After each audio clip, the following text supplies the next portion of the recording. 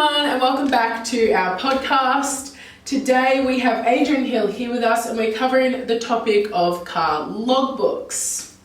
Hi everyone, and thanks for tuning in, and I hope you're all well. Today as Brittany has already alluded to, I'm going to be covering the topic of car logbooks, and I'm hoping that by the end of today you'll have a better understanding of car logbooks and how powerful and important they are. Awesome, let's just jump straight into it then. Before we jump into the major details of a logbook, what actually is a logbook?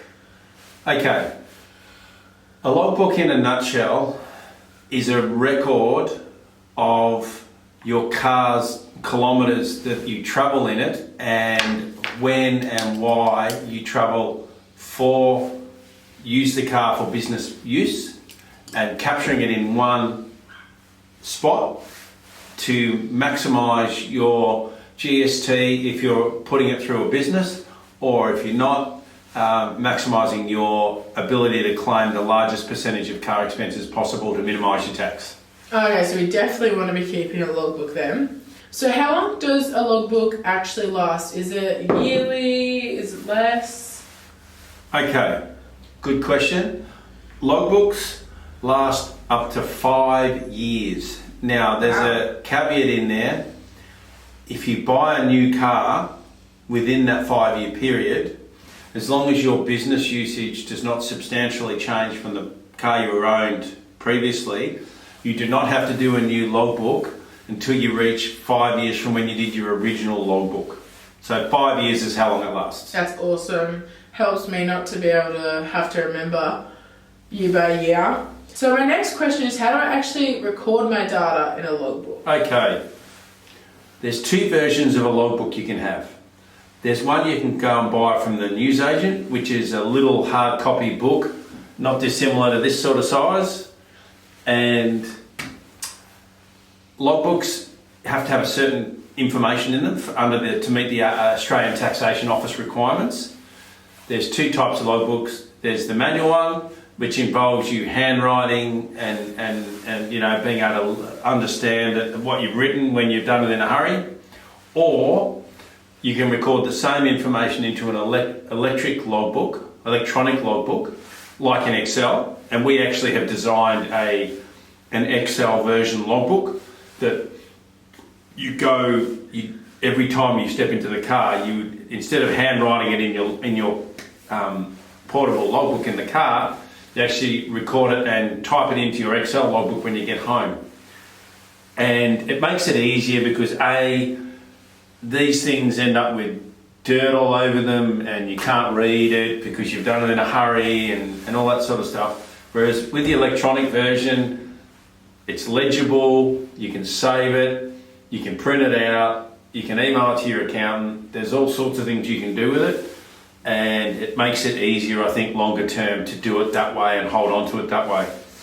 And the only other thing you need to do in addition to that is obviously make sure you keep every year, you need to know the odometer record reading of your car once a year. Okay, awesome. That's pretty easy to understand how to use the logbook and record my data. But is there anything else that needs to go into a logbook? Okay, good question. In a nutshell, a logbook has to have certain information. Now I'm going to go through that.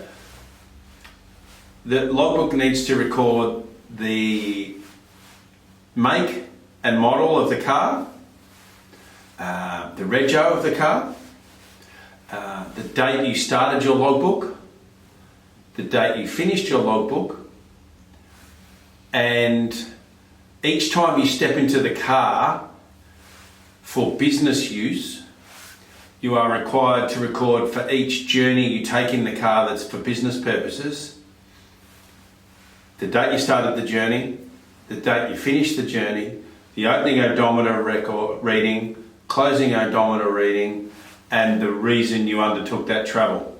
And that's it in a nutshell. Okay, wow. I'm feeling really overwhelmed. That's a lot to remember to put in a logbook. It does seem very overwhelming, I agree with that.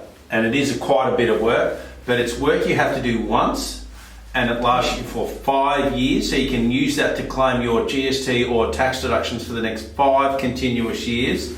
So it is definitely worth the time to create the logbook once, because you only do it once for 5 years, and then you can claim it against that, maximise your claims for the next 5 years. So it's definitely worth it. Yeah, I can see that. I can definitely see the benefits of that. I don't want to be losing that hard-earned money that we work, long hours and really hard for. There's another thing I'm quite confused with is the whole logbook calculations and how to actually be able to calculate, do the logbook calculations. Okay. What I recently covered in my thing is, and I'll go through it again because I think it'll make more sense. As part of the logbook criteria, as I said, you've got to put the make, model, rego, so we'll move that on. A logbook's got to be kept for 12 continuous weeks from the day you start it. So, the day you walk out to the car to start your logbook, you note the opening odometer reading. Okay, so I'll give you an example. Let's say it was 1,000 kilometres on your odometer when you started your logbook. Okay. Then down below in the guts of the logbook, every time you step into the car for work use or business use, you fill in the things I mentioned. So the date, the opening odometer, closing odometer, what you travelled for, etc., and the number of kilometres travelled. So you do that every time you step into the car for business use for that whole 12-week period.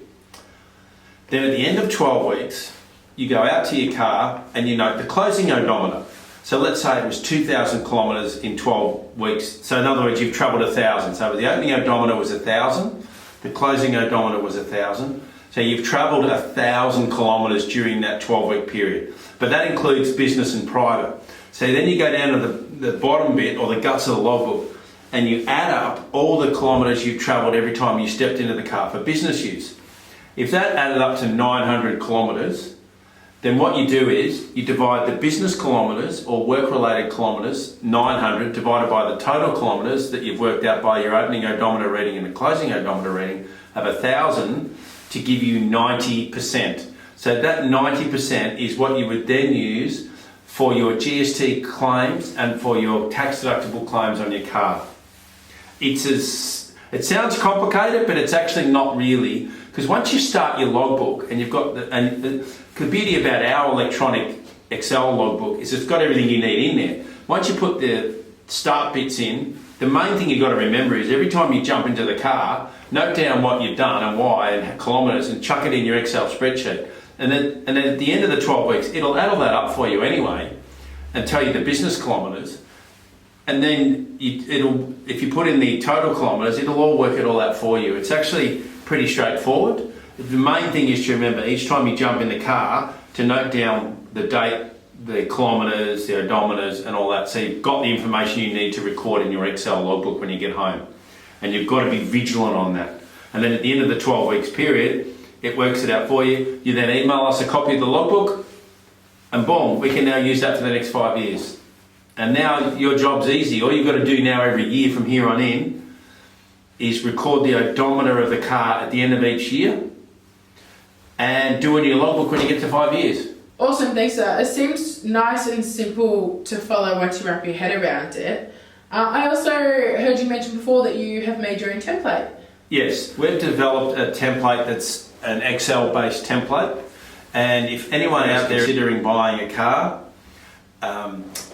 then we can provide them a copy of the Excel template that they can use for themselves, and we can even talk them through how to use it, how to fill it in to make sure it's done properly. Because the important thing is if you're going to do this, you want to make sure it passes all the Australian Taxation Office guidelines and it stands up if you get audited. The whole point of this is to produce it if you get audited.